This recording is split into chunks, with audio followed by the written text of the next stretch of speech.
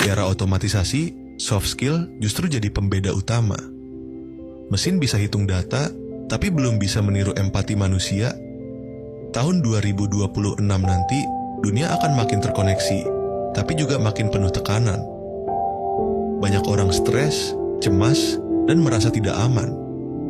Kecerdasan emosional, emotional intelligence, akan jadi skill yang menentukan apakah kamu bisa kerja bareng orang lain, memimpin tim, atau membangun relasi yang sehat, baik di pekerjaan maupun kehidupan sosial. Empati juga penting dalam dunia kerja modern.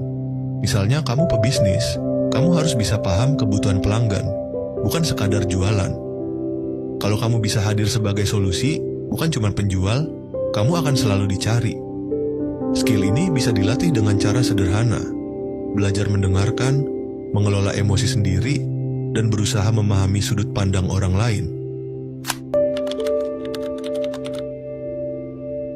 Di dunia yang makin kompleks, orang yang bisa menciptakan suasana kerja yang sehat akan punya nilai lebih besar dibanding yang jago teknis tapi nggak bisa kerja sama. Banyak orang kira kreativitas itu cuma buat seniman, padahal justru sekarang kreativitas dibutuhkan di hampir semua bidang, mulai dari bisnis, pendidikan, teknologi, sampai pelayanan publik. Tahun 2026 nanti, ketika banyak pekerjaan teknis sudah diambil alih oleh sistem otomatis atau AI, peran manusia adalah menciptakan hal-hal baru yang tidak bisa dilakukan mesin. Ide segar, pendekatan unik, solusi alternatif, itulah yang akan membedakanmu dari orang lain. Kreativitas juga berarti mampu menggabungkan hal-hal yang sebelumnya tidak berkaitan menjadi solusi baru.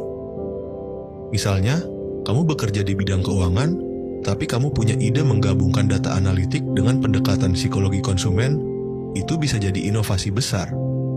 Tips untuk melatih kreativitas: luangkan waktu untuk eksplorasi, belajar lintas disiplin, dan jangan takut gagal. Kadang dari kegagalan justru muncul ide brilian.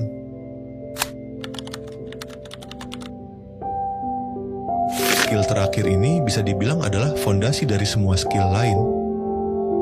Dunia ke depan bergerak terlalu cepat untuk hanya mengandalkan ijazah atau sertifikat.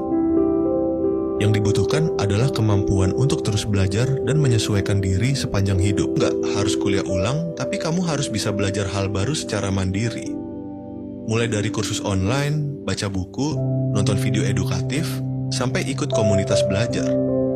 Bahkan pekerjaan yang kamu tekuni sekarang bisa berubah bentuk total dalam 2-3 tahun ke